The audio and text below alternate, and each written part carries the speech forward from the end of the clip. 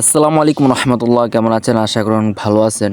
তো আমার যত শখের মুরগি ছিল, ব্ল্যাক ডায়মন্ড, পটুসি, তারপরে হচ্ছে যে টাইগার মুরগিগুলা সবগুলো আজকে ভিডিওতে দেখবেন জবাই করা হবে। আর সবগুলো আমি আজকে জবাই করে দেবো।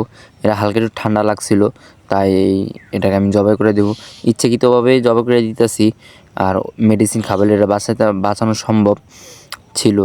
আমি কই না, শীতকাল আসছে তো আমরা একটু গোস্ত মোস্ত খাই, এই কারণে সবগুলো জবাই করে দেবো। আর এখানে হচ্ছে যে আমি জবাই করতেছি আর আমার মামা জবাই করতেছে। আর মামা কোনো সময় এসব করে নাই, এর লাগে একটু হ্যাঁতে আনাজি ফিল লাগতেছে আর কি। আর আমরা দুজন মিলাই এটি জবাই করে দিলাম।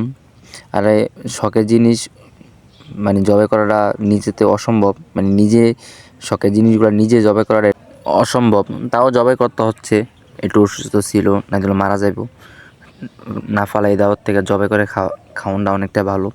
আর এখানে হচ্ছে আমার টাইগার মুরগিটা, এটা সুস্থ আছে, খুবই ভালো আছে।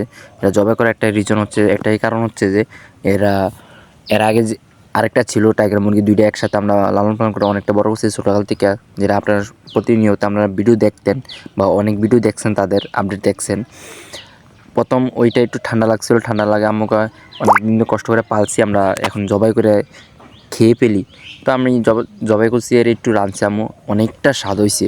জানি না, এটা আমরা প্রাকৃতিকভাবে ছাইরা লালন পালন করছি, পোকামাকড় খাইছে, তারপরে যে ঘাস খাইছে, এটার মাংসটা অনেকটাই স্বাদ হয়েছে। এই কারণে আমি এটাও জবাই করে দিই, আমরা ফ্যামিলি সবাই মিলে খাই আর কি। শখের মুরগি আমরা জবাই করে আমরা খাইয়ে ফেলি। ওইটা জবাই করছি, এবারে ওটা খাওয়ার পরে এটা আমরা মানে 2-1 দিন পরে জবাই করে দিলাম। কয়েকদিন পরে এটাও জবাই করে দিছি। আলহামদুলিল্লাহ, দেখতেছেন যে এটার শক্তি কি আর তেজ কি, বুঝছেন? এটা অনেক রক্ত এটাতে বার হয়েছে।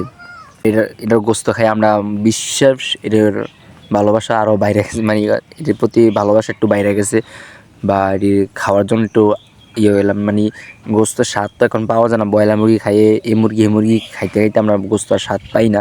আর অনেকজনের থেকে মুরগির রুচি উঠে গেছে, মুরগির গোস্তের প্রতি রুচিটা উঠে গেছে, কেউ খাইতে চায় না আর কি। তো আমরা এই জবাই করছি, বিশ্বাস করেন যে নিজের এইগুলার গোস্ত এতটা স্বাদ হয়েছে বা এতটা মজা লাগে, বিশ্বাস করার মতো না। এটা হচ্ছে আমার ফার্স্টে যে মুরগিগুলো জবাই করছিলাম, এই মুরগিটার আমরা ফার্স্টে জবাই করছিলাম, একটু ঠান্ডা লাগছে আর শরীরে অনেকটা ওয়েটের কারণে এটা হাঁটতে পারে না, চলাচল করতে পারে না, তাই আমরা এটা জবাই করে দিব, মানে জবাই করছিলাম। জবাই করার এটা গোস্ত খাওয়ার পরে আমাদের এতটা টেস্ট লাগছে বা এতটা ভালো লাগছে, ওই কারণে আমরা ওইটাও আমরা জবাই করছি। এটা জবাই করছি, দেখছেন এটাও অনেকটাই শক্তি, এত অসুস্থ দিয়েও এটা অনেকটা শক্তি ছিল।